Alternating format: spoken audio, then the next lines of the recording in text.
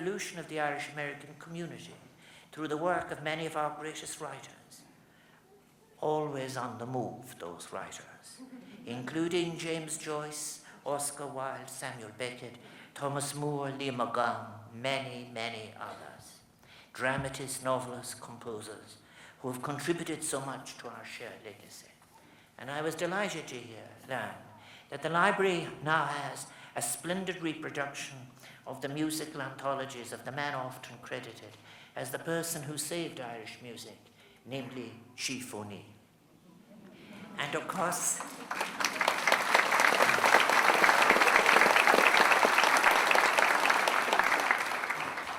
now I'm very tempted to say a little more about Chief O'Neill, but I'll try and confine myself. Francis O'Neill made an enduring contribution to Irish culture by gathering and publishing the biggest ever collection of Irish music while living and working here in Chicago.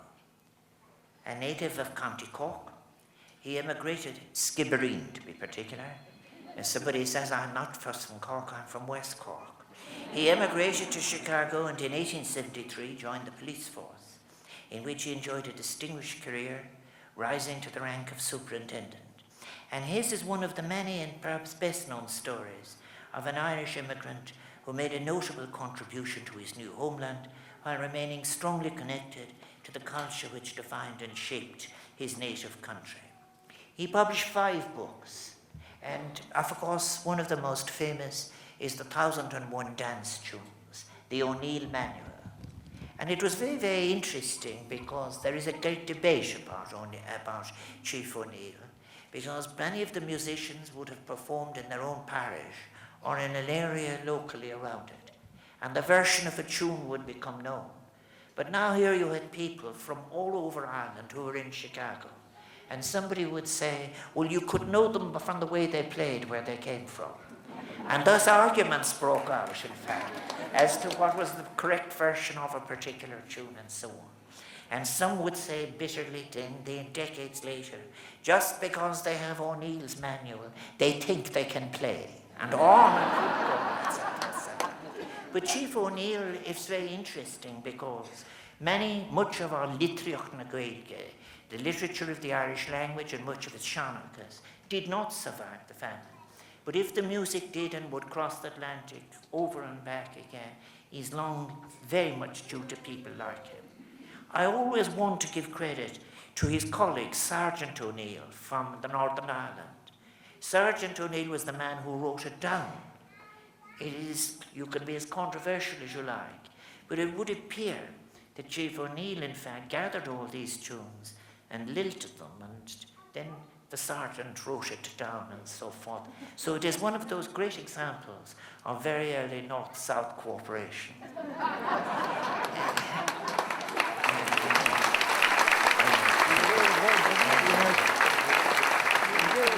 So, at any event, the collection has been described by Nicholas Carolan of the Irish Musical Archive as the largest snapshot ever taken of Irish traditional music.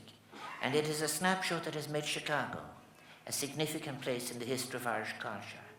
We owe Francis O'Neill a great debt of gratitude for initiating one of the greatest works anywhere of cultural retrieval and saving for future generations countless melodies that would otherwise have been lost.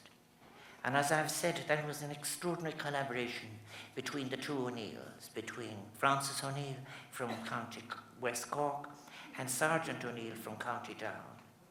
And I think, as well as this, is that I was most reluctant to leave your fascinating museum, and I could go on and bore you about little aspects of that O'Neill story, but you probably know it better, and you will enrich yourselves by finding it out.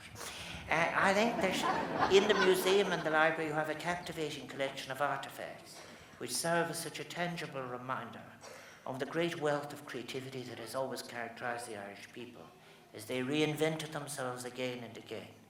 Craitheacht, a creativity that allows us to mine our past, understanding through the history of art and design as well as our music and literature the preoccupations and hopes of the generations that have gone before us. And the objects I viewed are an important part of our collective national identity, and they allow our culture and heritage to be enjoyed by the citizens of Chicago. both those of Irish descent and those simply interested. And they grow, those people who are interested in things Irish, grow day by day. I think that it is part of the heritage of fellow citizens whose lives are now lived in this city, but whose history reaches back to towns and villages all across Ireland. Am nu I dysgol dyn ydym o reifioch da museum, station